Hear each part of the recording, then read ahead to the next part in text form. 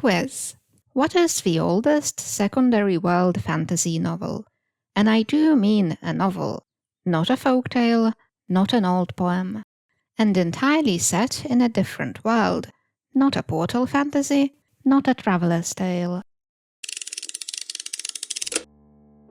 Back in the early 19th century, Sarah Coleridge had a little son who was very taken with maps. He liked finding Sumatra and tracing the Ganges, and imagining the towering palm trees and the roaming tigers, and his own going and seeing them, and getting into tossing boats, and climbing up steep mountains. So his mother sketched a map of an imaginary land, and wrote a fairy story for her son, a book called Phantasmion. The titular character is a young prince from a land called Palmland, and in a neighboring kingdom, people keep domesticated tigers. So much stuff happens in this story, it's difficult to sum it all up. But the main point is that Phantasmion is in love with Yarine, the princess of Rockland, and wants to win her hand. And his enemy, the General Glandref, wants to both wed Yarine and conquer Palmland. And there are fairies, witches, and a mermaid, both hindering them and helping them.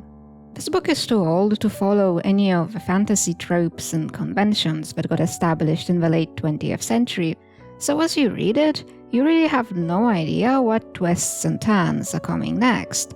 But if you have read The Lord of the Rings, then one thing is going to be very familiar. There's so many poems in this book, everybody's a poet. At one point, Glandref, who's portrayed as a vulgar brute whose main interests are conquest and power, drops a scroll by accident. Phantasmion picks it up and finds that the warmongering Glandref has written a poem about how much he loves Yarine. And now I feel like Tolkien had cheated us out of poetry written by Sauron and the Nazgul, though he did give a song to the Barrow-wights. Anyway, it's an entertaining book, but the reception was very mixed when it came out.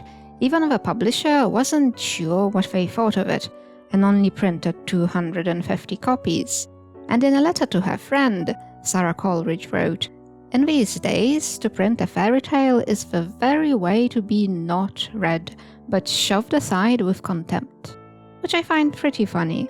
It's a very common thing for fantasy authors to huff and puff and complain that the literary establishment doesn't take them seriously and overlooks them.